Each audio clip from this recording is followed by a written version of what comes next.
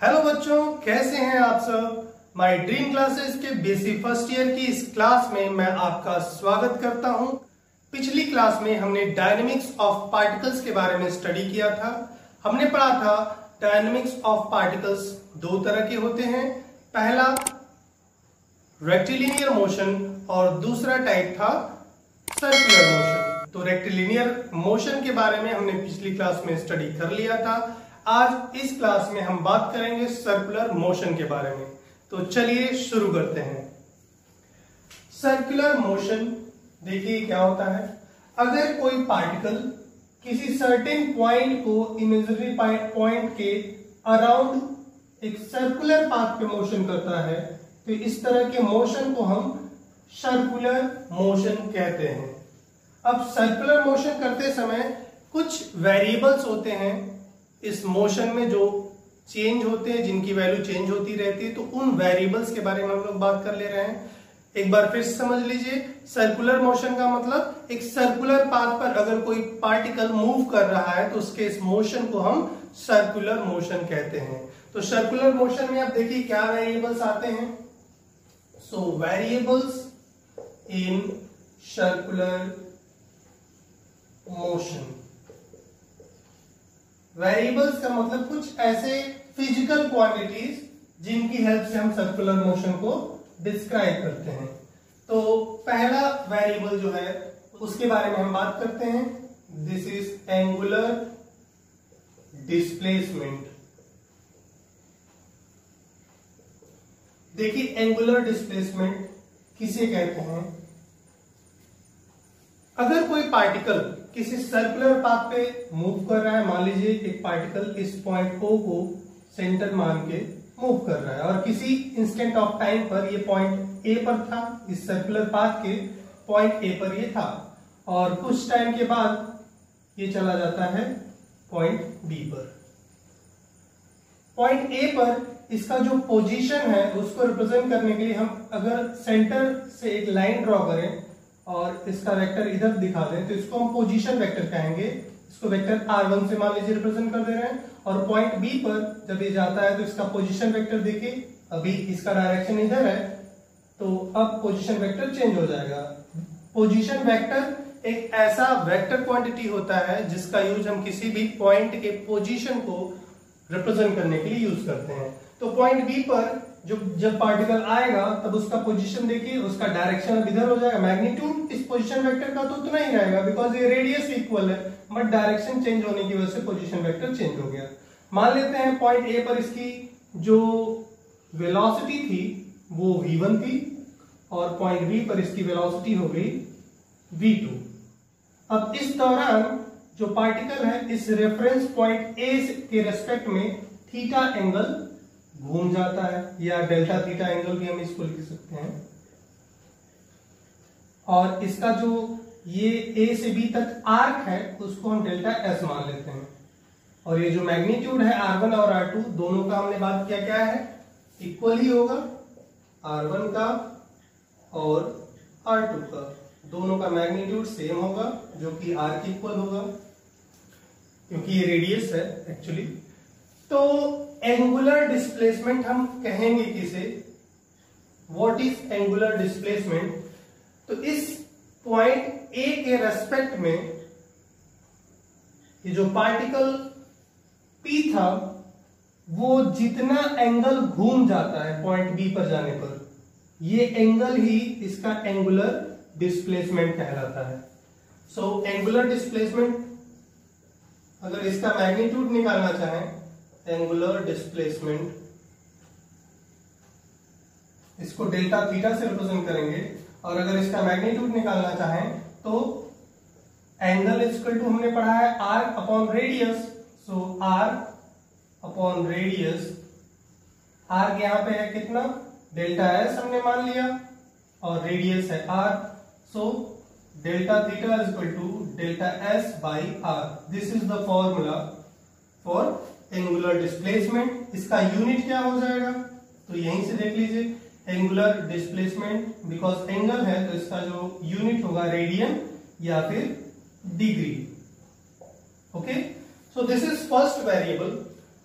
और ये जो एंगुलर डिस्प्लेसमेंट है ये एक एक्सियल वेक्टर क्वांटिटी होती है। एक्सियल वेक्टर क्वांटिटी का मतलब देखिए क्या होता है, यानी कि इसका जो डायरेक्शन होगा वो इस प्लेन के परपेंडिकुलर आउटवर्ड डायरेक्शन में होगा।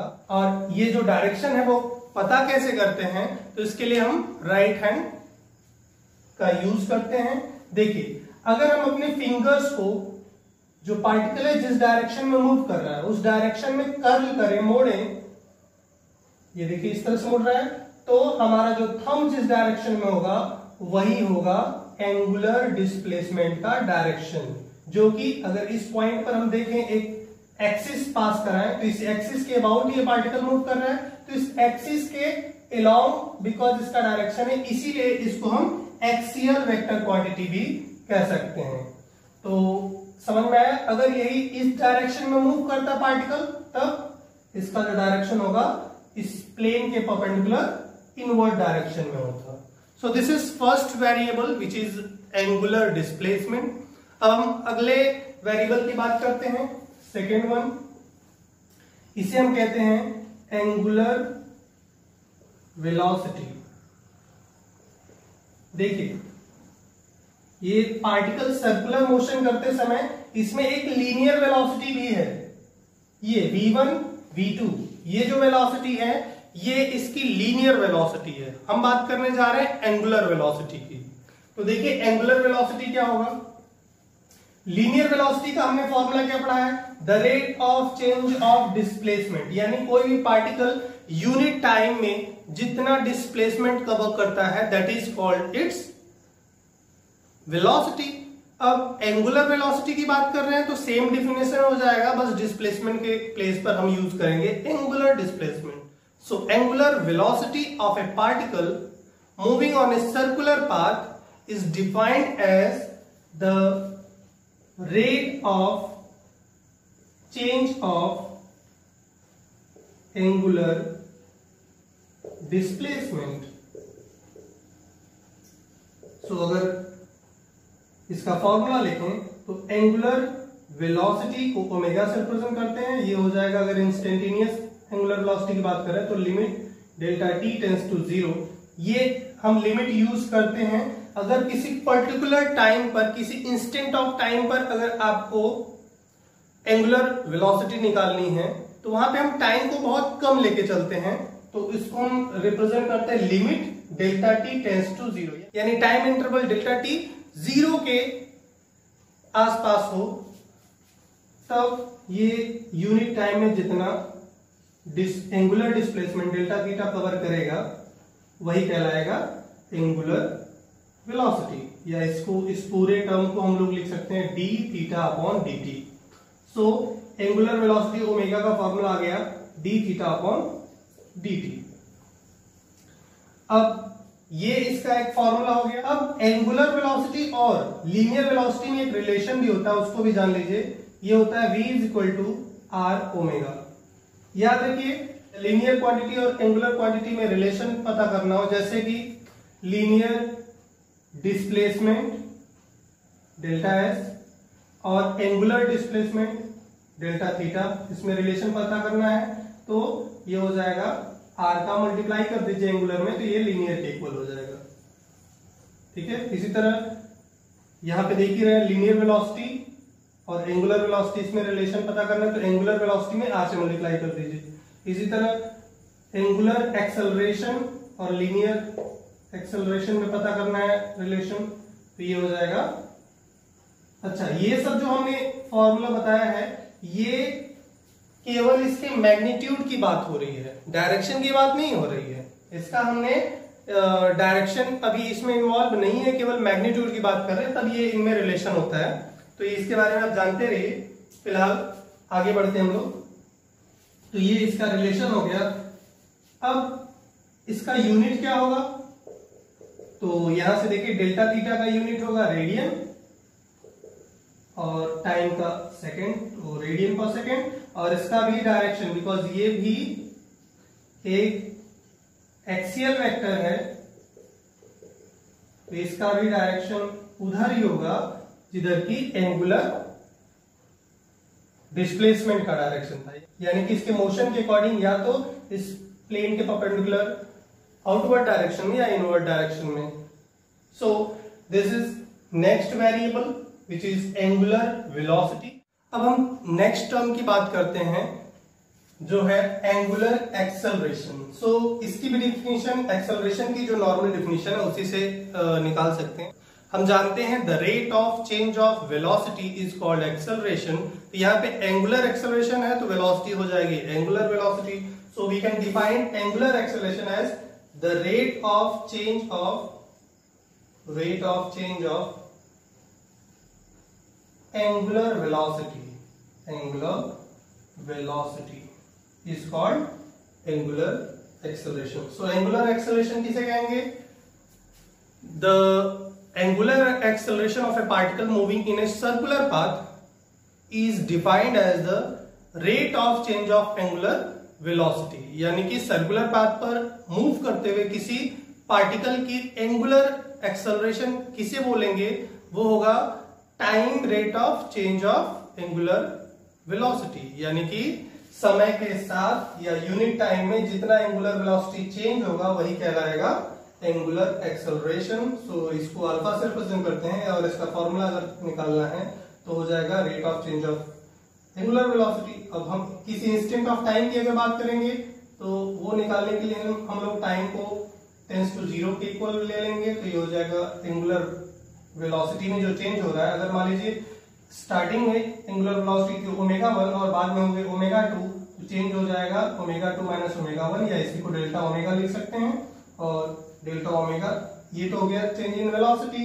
मान लीजिए जो वेलोसिटी चेंज हुआ है वो डेल्टा टी टाइम में हुआ है, तो यूनिट टाइम में कितना होगा तो डेल्टा टी से डिवाइड कर दीजिए एंड इस पूरे को आप लिख सकते हैं d omega upon D T. So angular acceleration alpha is equal to d omega upon D t. This is the formula. अब यदि रिलेशन बताना है एंगुलर एक्सेलरेशन का लीनियर एक्सेलरेशन के साथ, तो linear acceleration a is equal to we can write r alpha. इसका unit हो जाएगा एंगुलर वेलोसिटी का radian per second upon second, तो रेडियन पर सेकेंड स्क्वायर। और इसका वे डायरेक्शन एंगुलर वेलोसिटी के डायरेक्शन में ही होगा, ये भी एक एक्सियल वेक्टर क्वांटिटी ही है। तो ये हो गया कुछ variables related to circular motion. तो हमने बात की अब तक डायनेमिक्स ऑफ पार्टिकल्स दो तरह के होते हैं, rectilinear motion and circular motion. दोनों के बारे में हमने 1 बाय 1 डिस्कशन किया। सर्कुलर मोशन दो तरह का होता है, uniform circular motion and non uniform circular motion. अब हम बात करने जा रहे हैं यूनिफॉर्म सर्कुलर मोशन की। तो चलिए देखते हैं क्या है यूनिफॉर्म सर्कुलर मोशन। जैसा कि नाम से स्पष्ट है, इसमें है यूनिफॉर्म सर्कुलर मोशन, जिसमें सर्कुलर मोशन के बारे में हमने अभी बात किया। सर्कुलर मोशन का मतलब अगर कोई पार्टिकल किसी सर्कुलर पाथ पर मूव कर रहा है तो उसके मोशन को सर्कुलर मोशन कहते हैं। अब इसमें यूनिफॉर्म क्या जुड़ गया? अभी यूनिफॉर्म का मतलब क्या है? जैसे आप लोग जब स्कूल जाते हो तो यूनिफॉर्म पहन के जाते हो। यूनिफॉर्म का उद्देश्य क्या होता है? ताकि सभी बच्चे एक जैसे दिखो। यहां पे यूनिफॉर्म का मतलब क्या है? यहाँ पे यूनिफॉर्म का मतलब है स्पीड। यूनिफॉर्म क्या होना चाहिए? तो यहाँ पे स्पीड यूनिफॉर्म होना चाहिए। जैसे देखिए, मान लीजिए कोई पार्टिकल है, इस सर्कुलर पाथ पे मूव कर रहा है और इस सर्कुलर पाथ पर मूव करते समय इसकी स्पीड कांस्टेंट हो, यानी जिस स्पीड से यहाँ है उसी स्पीड से यहाँ है, इसी स्पीड से यहाँ मूव कर रहा है, तो इस तरह के सर्कुलर मोशन को यूनिफॉर्म सर्कुलर मोशन कहेंगे। सो इफ ए पार्टिकल, यदि कोई पार्टिकल किसी सर्कुलर पाथ पर कांस्टेंट स्पीड से मूव कर रहा है, ध्यान दीजिए यहाँ पे हमने वेलोसिटी नहीं बोला, हमने बोला स्पीड। इसके पीछे रीजन है, वेलोसिटी और स्पीड में डिफरेंस होता है। स्पीड होता है स्केलर क्वांटिटी, इसमें केवल मैग्नीट्यूड होता है, डायरेक्शन से कोई लेना देना नहीं। लेकिन वेलोसिटी में डायरेक्शन भी इन्वॉल्व होता है, तो हम कह सकते हैं speed with direction is velocity. तो देखिए, मान लीजिए कोई पार्टिकल सर्कुलर पाथ पे मूव कर रहा है, ये सर्कुलर पाथ पे पार्टिकल मूव कर रहा है। एक्चुअली ये हॉरिजॉन्टल प्लेन में मोशन हो रहा है, अगर वर्टिकल प्लेन होगा तो ये यूनिफॉर्म नहीं रह जाएगा क्योंकि वेलोसिटी चेंज होने लगेगी वहां पे। तो देखिए स्पीड चेंज होने लगेगा वहां पे।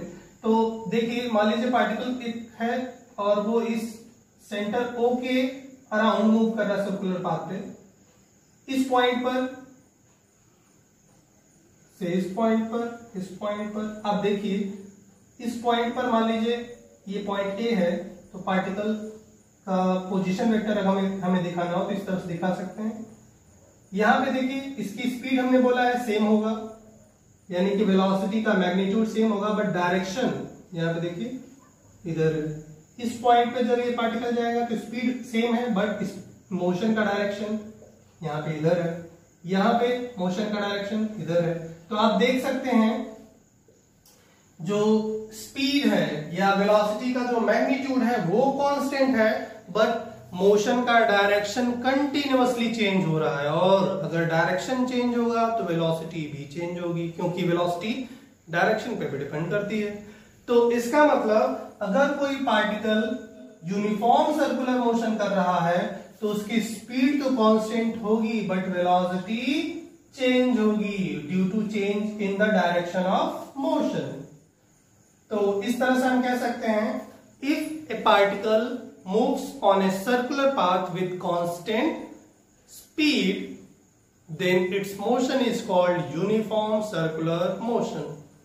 तो यूनिफॉर्म सर्कुलर मोशन में हम जानते हैं कि स्पीड कांस्टेंट होती है, बट वेलोसिटी का डायरेक्शन चेंज होने की वजह से वेलोसिटी चेंज होगी, और वेलोसिटी चेंज होगी तो एक्सेलरेशन प्रोड्यूस होगा। ध्यान दीजिए, rate of change of velocity is called acceleration. So इस यूनिफॉर्म सर्कुलर मोशन में एक एक्सेलरेशन प्रोड्यूस होगा, और इस एक्सेलरेशन का जो डायरेक्शन है वो हमेशा सर्कुलर पाथ के सेंटर की ओर होता है, सर्कुलर पाथ के सेंटर की ओर। इसीलिए इस एक्सेलरेशन को नाम दिया गया सेंट्रीपिटल एक्सेलरेशन। तो अब हमारा नेक्स्ट टॉपिक है centripetal acceleration. So let's see centripetal acceleration। अच्छा, ये सब टॉपिक्स का नोट्स हम आपको टेलीग्राम चैनल पे प्रोवाइड करेंगे। यदि आप अभी तक नहीं जुड़े हैं टेलीग्राम ग्रुप से तो डिस्क्रिप्शन बॉक्स में उसका लिंक दिया हुआ है, वहां से आप उसको ज्वाइन कर सकते हैं, या व्हाट्सएप ग्रुप, दोनों में से किसी में भी आप ज्वाइन कर लीजिए, वहां पे हम नोट्स सेंड कर देंगे। तो देखिए सेंट्रीपिटल एक्सेलरेशन क्या होता है। अगर कोई पार्टिकल यूनिफॉर्म सर्कुलर मोशन कर रहा है तो उसके मोशन का डायरेक्शन चेंज होने की वजह से वेलोसिटी चेंज होता है, और वेलोसिटी चेंज होने की वजह से पार्टिकल पर कंटिन्यूअसली एक एक्सेलरेशन वर्क करता है, जिसका डायरेक्शन इस सर्कुलर पाथ के सेंटर की ओर होता है, सर्कुलर पाथ के सेंटर की ओर होता है, और इसी एक्सेलरेशन को हम बोलते हैं सेंट्रीपिटल एक्सेलरेशन। अब इस सेंट्रीपिटल एक्सेलरेशन का अगर हमें फॉर्मूला पता करना है, इसका जो एक्सप्रेशन पता करना हो तो कैसे पता करेंगे। तो मान लीजिए एक पार्टिकल है, वो पॉइंट P पर इस समय है, और कुछ देर के बाद ये पॉइंट Q पर चला जाता है। यहाँ पे इसकी वेलोसिटी है v1 और यहाँ पे इसकी वेलोसिटी है v2। आपको बता दें कि ये जो v1 और v2 है, इन दोनों का मैग्नीट्यूड सेम है, जो कि स्पीड की इक्वल है, बट डायरेक्शन चेंज हो रहा है। इसका पॉइंट P1 पर, इसका पॉइंट P पर पोजीशन वेक्टर है वेक्टर r1, और Q पर पोजीशन वेक्टर है वेक्टर r2। ये वेक्टर r1 और r2 का मैग्नीट्यूड भी इक्वल होगा। So we can say as speed is constant, mod vector v1 is equal to mod vector v2। Mod represent करता है मैग्नीट्यूड को, और जो कि इक्वल होगा v के, स्पीड के, ठीक है। साथ ही साथ vector r1 is equal to vector r2। अब इसको हम क्या करते हैं, v1 और v2 और r1 और r2 ये दोनों वेक्टर क्वांटिटीज हैं, इनको हम रिजॉल्व कर लेते हैं, एक अलग इनका फिगर बना देते हैं। हम देखिए यहाँ पे ये पॉइंट O है, ये पॉइंट P है, अलग हम इसका फिगर बना दे रहे हैं, और ये था पॉइंट Q। ओके, ये था वेक्टर r1, ये था वेक्टर r2। इसी तरह ये है पॉइंट 2, इधर है वेक्टर v1, देखिए जिस डायरेक्शन में उसी में हमने बनाया है, और ये है वेक्टर v2। अब ये कितना हो जाएगा, ये हो जाएगा डेल्टा v। इसी तरह ये देखिए, ये हो जाएगा delta r, r2 minus r1 के इक्वल हो जाएगा। ये पोजीशन वेक्टर्स हैं। तो देखिए ये एंगल, ये है थीटा मान लीजिए, या डी थीटा, ये भी एंगल डी थीटा होगा v1 और v2 के बीच। तो ये दोनों एंगल थीटा। अब इस और इस ट्रायंगल को हम ले सकते हैं, देखिए सिमिलर ट्रायंगल दिख रहे हैं। तो इन ट्रायंगल OPQ एंड दूसरा जो हमारा ट्रायंगल है, देखिए इसको हम मान लेते हैं O से V1, ये x पॉइंट है, ये y पॉइंट है। तो OXY, तो इन दोनों में अगर हम देखें तो देखिए एंगल के सामने क्या है, ये PQ और इसका रेडियस है, हम मैग्नीट्यूड की बात कर रहे हैं OP। तो हम लोग लिख सकते हैं PQ upon OP is equal to, अब इसके एंगल के सामने दीदी क्या है XY, और रेडियस O से X या O से Y दोनों इक्वल ही हैं, तो OX। अब वैल्यू पुट कर देते हैं PQ की वैल्यू क्या है, देखिए डेल्टा R अपॉन OP क्या है, R1 और R2, वेक्टर R1 और वेक्टर R2 दोनों का मैग्नीट्यूड सेम होगा, पोजीशन वेक्टर्स हैं, रेडियस के इक्वल होंगे। तो ये delta R upon R is equal to, ये हो जाएगा डेल्टा V अपॉन, और OX या OY दोनों का मैग्नीट्यूड सेम ही है, मैग्नीट्यूड की ही बात कर रहे हैं हम, डायरेक्शन को नहीं इन्वॉल्व कर रहे हैं यहाँ पे। तो हमें अभी देखिए एक्सप्रेशन निकालना है सेंट्रीपिटल एक्सेलरेशन का। एक्सेलरेशन तो यहाँ पे मिला नहीं, एक्सेलरेशन निकालने के लिए हमें क्या चाहिए, rate of change of velocity, यानी कि delta V upon delta T। तो डेल्टा T तो है नहीं यहाँ पे, तो हम क्या करेंगे, दोनों को डिवाइड कर देंगे डेल्टा T से। So dividing by delta T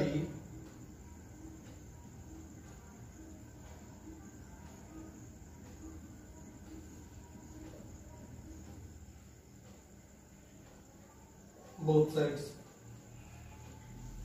सो ये हो जाएगा delta R upon R delta T is equal to 1 by V delta V by delta T।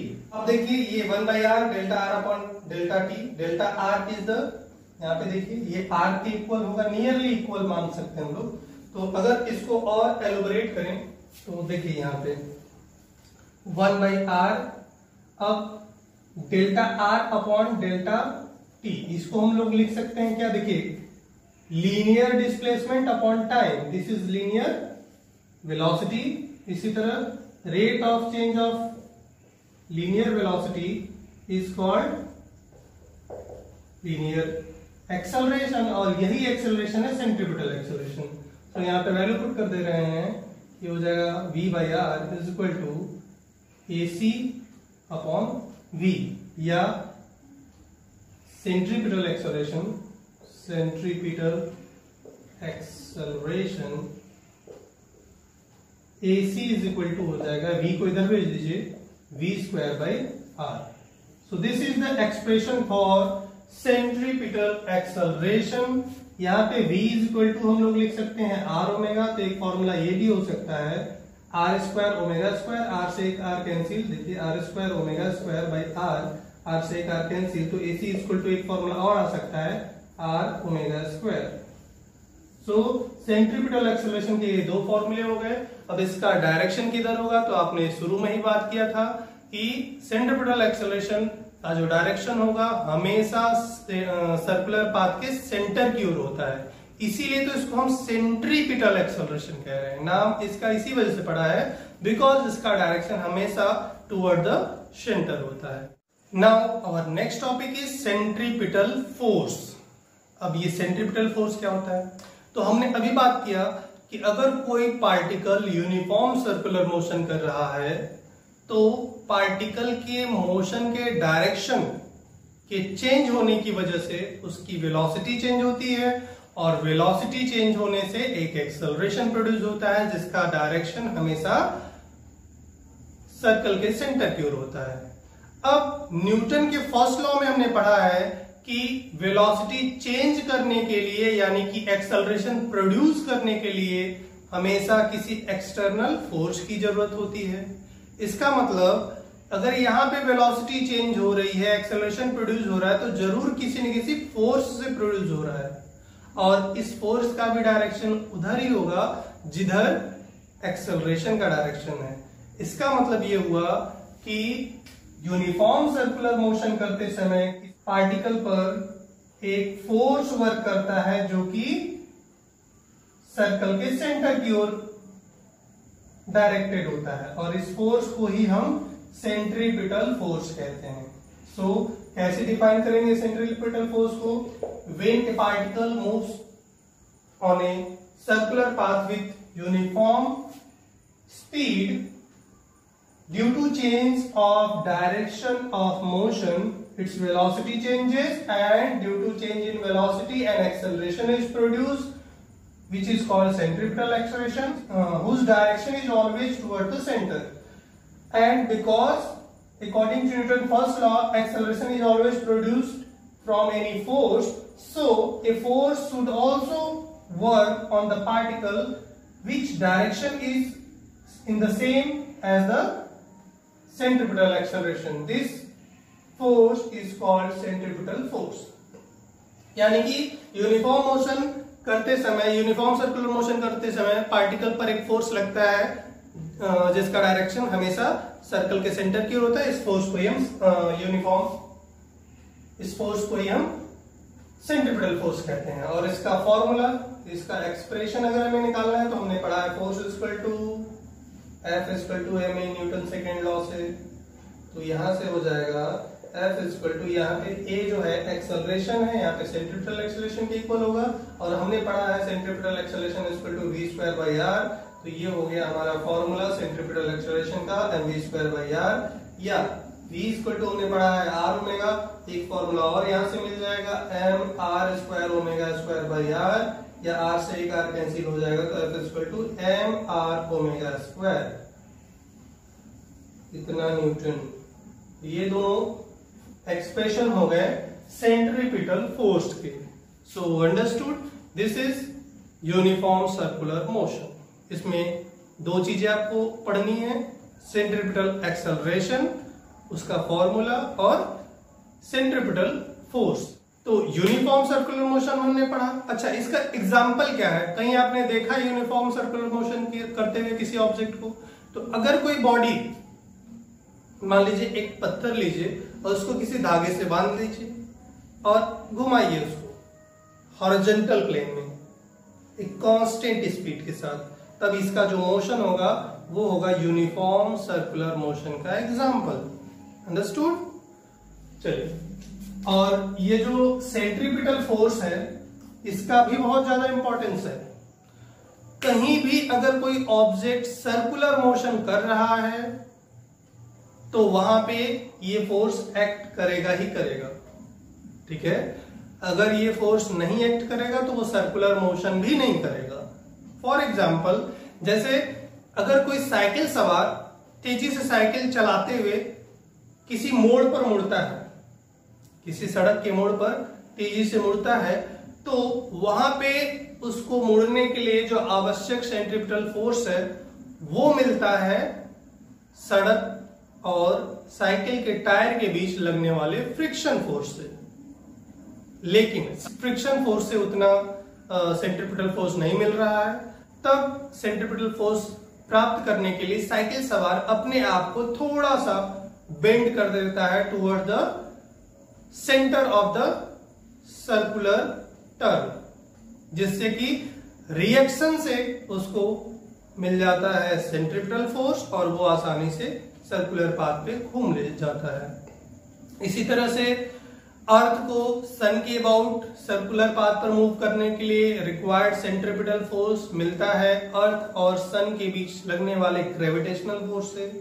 Circular path पर अगर कोई पार्टिकल मूव कर रहा है तो उसको जो सेंट्रीपिटल फोर्स चाहिए वो किसी न किसी फोर्स से ही मिलता है। ये कोई नया फोर्स नहीं है, बस जो पहले से एग्जिस्टिंग फोर्स है उसी से इसको सर्कुलर सेंट्रीपिटल फोर्स मिल जाता है, जिससे कि वो सर्कुलर पाथ पे मूव कर सके। इसी तरह अगर हम किसी धागे से किसी स्टोन को बांधकर या किसी ऑब्जेक्ट को बांधकर सर्कुलर पाथ पे मूव कराएं इस तरह से, तो इसको सर्कुलर पाथ पर मूव करने के लिए जो रिक्वायर्ड सेंट्रीपिटल फोर्स है वो मिलता है इस धागे में उत्पन्न हुए टेंशन से। अगर ये टेंशन हम लोग क्या करें, जीरो करते हैं, तब इसको रिक्वायर्ड सेंट्रीपिटल फोर्स नहीं मिलेगा, तब ये सर्कुलर पाथ पे भी मूव नहीं करेगा। जैसे अगर हम घुमाते समय जो टेंशन है उसको जीरो करें, कैसे करें, छोड़ दीजिए धागे को, जैसे ही छोड़ते हैं क्या होता है, वो एक सीधी रेखा में चला जाता है, एक स्ट्रेट लाइन में चला जाता है। तो ये सब आप लोगों ने पढ़ा हुआ है क्लास 11 में, हमने बस रिवाइज कर दिया है यहाँ पे।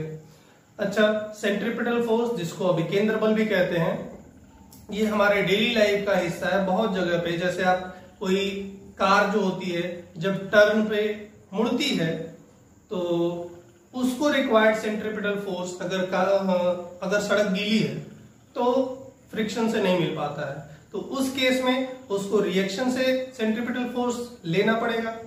अब इसी के लिए जो सड़क होती है जहां टर्न होता है वहां पे थोड़ा सा जो उसका बाहरी किनारा है जो कि सर्कुलर पाथ यानी सेंटर के से दूर वाला जो एज होता है उसको हल्का सा बेंड कर देते ताकि कार अपने आप जैसे ही टर्न पे घूमे वो थोड़ा सा बेंड हो जाए और जो रिएक्शन का कंपोनेंट है उससे उसको रिक्वायर्ड सेंट्रीपिटल फोर्स मिल जाए। तो ये सब बहुत सारे एग्जांपल है हमारे डेली लाइफ में जहां पर हम सेंट्रीपिटल फोर्स से सर्कुलर मोशन कर पाते हैं। ठीक है, तो ये था यूनिफॉर्म सर्कुलर मोशन। तो चलिए देखते हैं क्या है नॉन यूनिफॉर्म सर्कुलर मोशन। यदि कोई पार्टिकल सर्कुलर मोशन करते समय स्पीड कंटिन्यूअसली चेंज करे, यानी कि सर्कुलर मोशन करते समय यदि पार्टिकल की स्पीड कंटिन्यूअसली चेंज हो रही है, तब ये जो मोशन होगा उसे हम बोलेंगे नॉन यूनिफॉर्म सर्कुलर मोशन। अब चलिए इसको एक एग्जांपल के थ्रू समझते हैं। नॉन यूनिफॉर्म सर्कुलर मोशन का एक अच्छा एग्जांपल है, यदि हम किसी स्टोन को किसी रस्सी से बांधकर एक वर्टिकल सर्कल में रोटेट कराएं। हॉरिजॉन्टल में देखिए यूनिफॉर्म था, अगर कांस्टेंट स्पीड से मूव कराए तो हम वर्टिकल सर्कल में ऊर्ध्वाधर वृत्त में गति करा रहे हैं, तब बिकॉज इसकी जो वेलोसिटी होगी, देखिए यहाँ पे कुछ और जैसे जैसे ऊपर जाएगा वेलोसिटी घटने लगेगा फिर बढ़ने लगेगा, तो ये बेसिकली पार्टिकल इस तरह से मोशन करता है। तो ये जो मोशन हो गया वो एग्जांपल हो गया नॉन यूनिफॉर्म सर्कुलर मोशन का। अब इसके लिए कुछ एक्सप्रेशन देखते हैं कि नॉन यूनिफॉर्म सर्कुलर मोशन करते समय जो पार्टिकल है वो उसकी स्पीड किस तरह से चेंज होगी, जो रस्सी जिससे हमने बांधा है पार्टिकल को उसमें जो टेंशन होगा जो उसको रिक्वायर्ड सेंट्रीपिटल फोर्स दे रहा है वो टेंशन किस तरह से चेंज होगा और कितना टेंशन आवश्यक होता है इसको सर्कुलर पाथ पर मूव करने के लिए, ये सब चीजें हम कैलकुलेट करेंगे यहाँ पे। तो देखिए मान लेते हैं कि एक पार्टिकल है, ये एक सर्कुलर पाथ पे मूव कर रहा है, इस सर्कल का एक वर्टिकल सर्कल पे मूव कर रहा है और इस वर्टिकल सर्कल का जो लोवेस्ट पॉइंट है L वो यहाँ पर है, हाईएस्ट पॉइंट जो है वो यहाँ पे आप देख सकते हैं। ये रस्सी है, ये पार्टिकल जिसका मास m हमने माना है, इस पॉइंट P पर जब ये रहता है तो लोवेस्ट पॉइंट से इसका जो एंगुलर डिस्प्लेसमेंट है वो थीटा मान लिया। इसका मास m है तो इस पर फोर्स कितने लगेंगे, तो पहला एक फोर्स लगेगा इसका वेट जो कि हमेशा वर्टिकली डाउनवर्ड होता है mg, और दूसरा लगेगा इस रस्सी में टेंशन, इस वेट की वजह से रस्सी में एक टेंशन क्रिएट होगा, T मान लिया हमने, T टेंशन है, इसको टाइम मत समझ लीजिएगा। और वेट जो है बिकॉज वर्टिकली डाउनवर्ड वर्क कर रहा है तो इसके दो कंपोनेंट्स होंगे, एक होगा ये एंगल अगर थीटा तो ये भी थीटा होगा, एक टेंशन के लॉन्ग होगा जो कि होगा mg cos थीटा और दूसरा उससे परपेंडिकुलर होगा जो mg sin थीटा होगा। यहाँ पे पार्टिकल की जो वेलोसिटी है वो v है जो इस डायरेक्शन में है। आप देख सकते हैं mg cos थीटा बैलेंस कर रहा है टेंशन को और जो mg sin थीटा है वेट का कंपोनेंट वो वेलोसिटी के अपोजिट होने की वजह से, बिकॉज ये फोर्स है तो वेलोसिटी के अपोजिट होने की वजह से वेलोसिटी को कम करने की कोशिश कर रहा है, यानी जैसे जैसे पार्टिकल ऊपर बढ़ेगा थीटा की वैल्यू बढ़ेगी, थीटा की वैल्यू बढ़ेगी तो साइन थीटा की वैल्यू बढ़ेगी, साइन थीटा की वैल्यू बढ़ेगी तो mg साइन थीटा, ये जो फोर्स है वो बढ़ेगा और ये फोर्स बढ़ेगा तो वेलोसिटी को कम करेगा। तो पार्टिकल जैसे जैसे ऊपर जा रहा है इसकी वेलोसिटी कम होती जाएगी, ठीक है, और जैसे जैसे नीचे आएगा वेलोसिटी बढ़ेगी, यानी इसकी वेलोसिटी क्या है, स्पीड क्या है, चेंज हो रहा है। तो ये नॉन यूनिफॉर्म सर्कुलर मोशन का एग्जांपल हो गया। अब ये जो टेंशन है वो किस तरह से हम कैलकुलेट करेंगे, क्योंकि यहाँ पे सर्कुलर मोशन करने के लिए पार्टिकल को जो रिक्वायर्ड सेंट्रीपिटल फोर्स है वो टेंशन से ही प्राप्त हो रहा है। तो देखिए किस तरह से रिक्वायर्ड सेंट्रीपिटल फोर्स हम लोग निकाल सकते हैं। सो सेंट्रीपिटल फोर्स जो F होगा वो रिजल्टेंट इन दोनों का। अब देखिए टेंशन बिकॉज अधिक है तो T और mg cos थीटा जो कि अपोजिट है, इन दोनों का रिजल्टेंट क्या हो जाएगा, तो T minus mg cos theta, या F सेंट्रीपिटल फोर्स का हमने फॉर्मूला पढ़ा है mv square by r is equal to T minus mg cos theta, या टेंशन इन स्ट्रिंग जो रस्सी है उसमें टेंशन क्या हो जाएगा, तो T इक्वल टू हो जाएगा क्या, इसको इधर भेज दीजिए mv square by r plus mg cos theta. ये आपका टेंशन के लिए एक्सप्रेशन फॉर्मूला आ गया। अब देखिए ये जो टेंशन है इस फॉर्मूले के अकॉर्डिंग किन किन बातों पर डिपेंड करेगी, तो आप देखिए m कॉमन कर लीजिए तो ऐसे फॉर्मूला लिख सकते हैं g cos थीटा। तो देखिए ये जो टेंशन है वो डिपेंड करेगी थीटा पे, थीटा जैसे जैसे बदलेगा तो v बदलेगा, v बदलेगा तो टेंशन बदलेगा। तो अब इससे हम कुछ कंक्लूजन्स निकालेंगे इस फॉर्मूले से। तो स्पेशल केस, कुछ स्पेशल केस लेके आ रहे हैं हम लोग। पहला स्पेशल केस ये है कि डिफरेंट पोजीशन पर थीटा के डिफरेंट डिफरेंट वैल्यू के लिए जो वेलोसिटी की वैल्यू होगी वो भी डिफरेंट होगी, पहली बात होगी। और different theta v will be different, okay.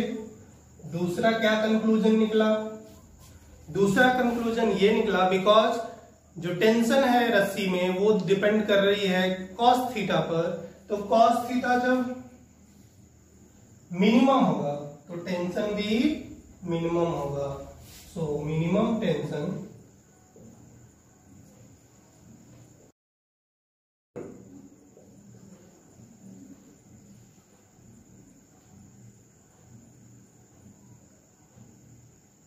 और minimum tension, it means T minimum, theta, sorry, cos theta should be minimum, और सबसे मिनिमम वैल्यू होती है -1 जो कि होती है थीटा की 180 डिग्री के लिए। अब थीटा 180 डिग्री होने का मतलब क्या, पार्टिकल जब हाईएस्ट पॉइंट पर पहुंचेगा, यानी जब पार्टिकल जैसे जैसे देखिए ऊपर जा रहा है वेलोसिटी कम हो रही है, तो जब हाईएस्ट पॉइंट पे जाएगा तो इसकी वेलोसिटी सबसे कम, वेलोसिटी सबसे कम होगी तो टेंशन भी सबसे कम होगा। और मिनिमम टेंशन क्या हो जाएगा, तो थीटा की जगह पर 180 डिग्री रख दीजिए, ये हो जाएगा mv स्क्वायर बाई r जो कि है हाईएस्ट पॉइंट पर, प्लस g cos थीटा की जगह पर -1 रख दे रहे हैं तो -g हो जाएगा।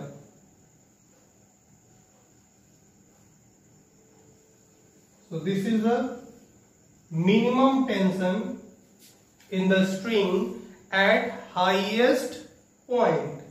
हाईएस्ट पॉइंट पर रस्सी में जो टेंशन होगा वो सबसे मिनिमम होगा, सबसे कम होगा, और उस मिनिमम टेंशन की वैल्यू इतनी होगी, ठीक। मैक्सिमम टेंशन कब होगा,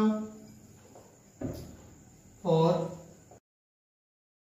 maximum tension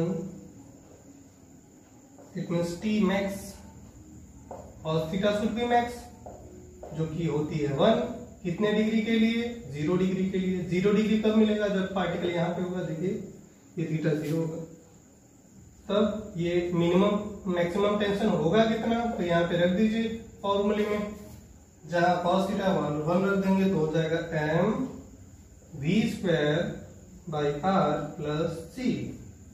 so this is the maximum tension in the string, और ये किस पॉइंट पर होगा?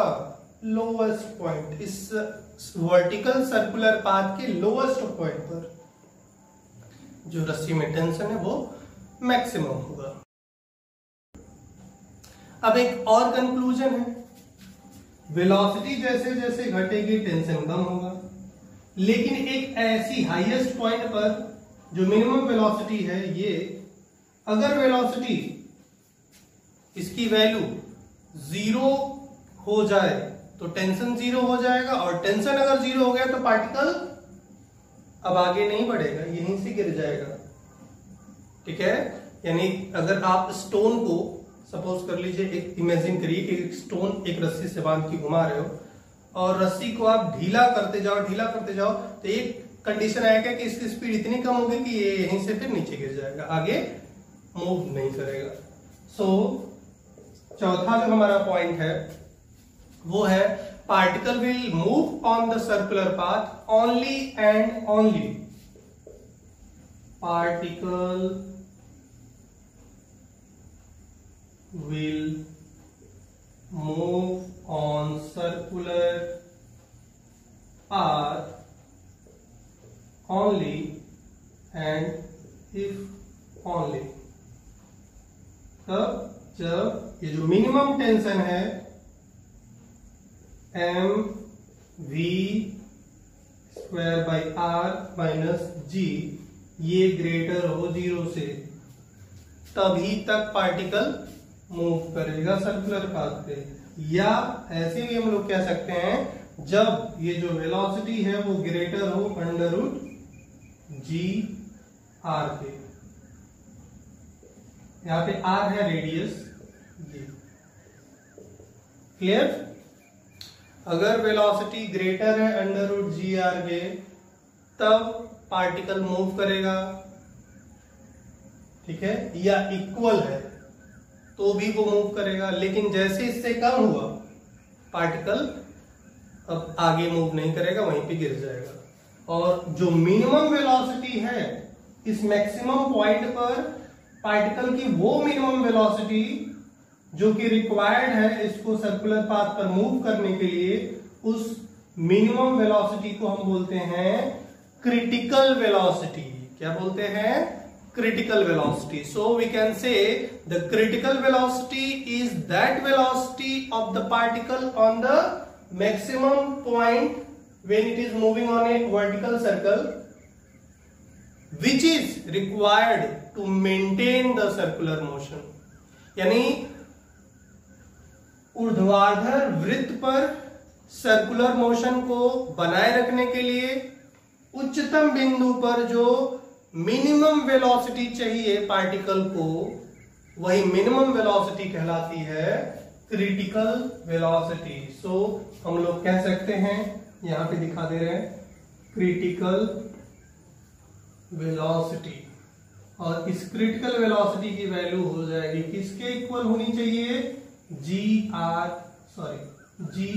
के equal, g r, where g is the acceleration due to gravity and r is the radius of the circular path. Understood? तो अगर particle को maintain करना है सर्कुलर मोशन वर्टिकल प्लेन में, तो वेलोसिटी क्या होनी चाहिए? या तो ग्रेटर होनी चाहिए या इक्वल होनी चाहिए किसके? अंडर रूट जी आर के। अंडरस्टूड?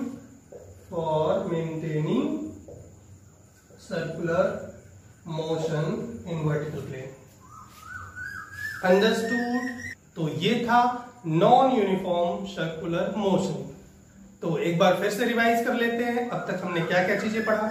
हमने सबसे पहले फ्रेम ऑफ रेफरेंस पढ़ा था, फिर उसके बाद types of frame of reference, inertial and non inertial, laws of motion जिसमें 3 लॉज हमने डिस्कस किया, उसके बाद डायनेमिक्स ऑफ मोशन, उसके बाद डायनेमिक्स ऑफ ए पार्टिकल, यानी कि किसी भी पार्टिकल का मोशन, जो कि हमने बात किया 2 तरह का होता है, rectilinear motion and circular motion.